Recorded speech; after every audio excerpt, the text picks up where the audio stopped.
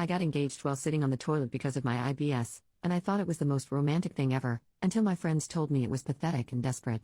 It's not as bad as it sounds. I think my friends are just obsessed with that part.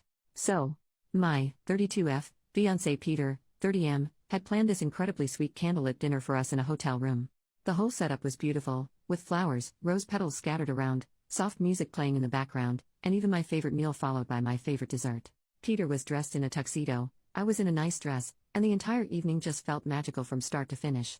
While I was eating though, my IBS started acting up, so I had to run to the bathroom. It was mortifying, but at least I was comfortable enough with Peter to allow him to come in.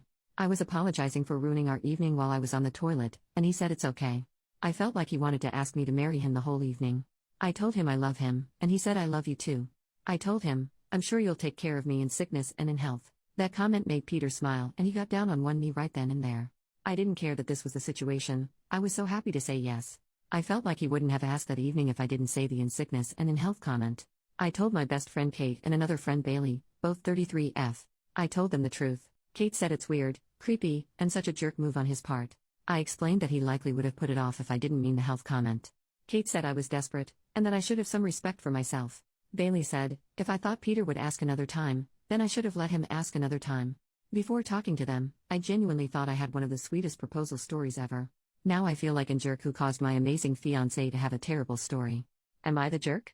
Update and further context. The proposal happened on Saturday, and for the past couple of days I'd been holding off on telling our families, both my parents and Peter's, since they all live in different states. Tonight, we finally shared the news with my parents first over a video call. Their names are Bob and Susan, and I already knew my mom, who's a huge fan of romance stories, was going to ask about the proposal as soon as she heard the news.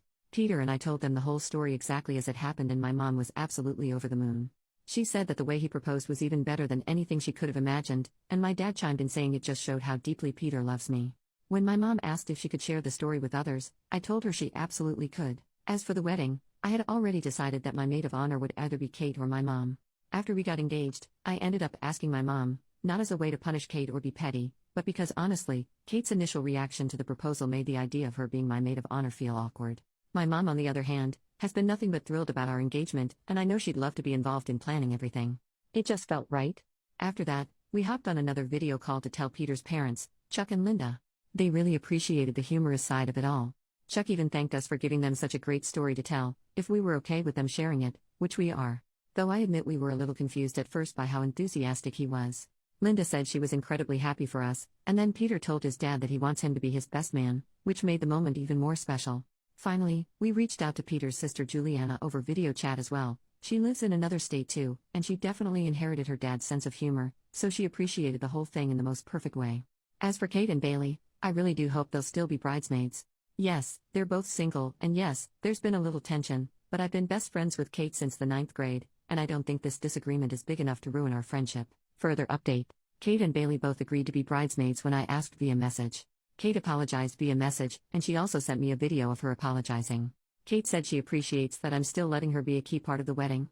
She said that after several days of thinking about the proposal, she realizes how loving it was. She said if she had IBS, she would appreciate a guy who treats her like how Peter treats me. Bailey apologized via message. Her apology was brief, and she admitted in it that Kate told her to apologize. Update, the next day. Thank you to all the amazing people who gave me support on my original post. After Kate's apology message and apology video, I messaged back that I forgave her with a link to my original post. She said she really wanted to talk face to face. We went to the gym today even though I was feeling like I was going to get an IBS flare-up. We talked while we worked out. Kate said that she was upset when she heard my proposal story, and that she didn't understand why she was so upset at the time. She confessed that when she had processed her feelings, she realizes it was intense jealousy.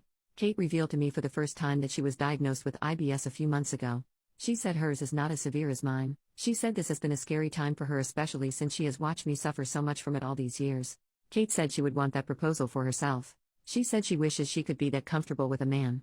She said the comments on my original post made her feel hopeful. She said looking up on IBS more online has made her feel hopeful as well. Kate had explicitly asked me to make this upset post.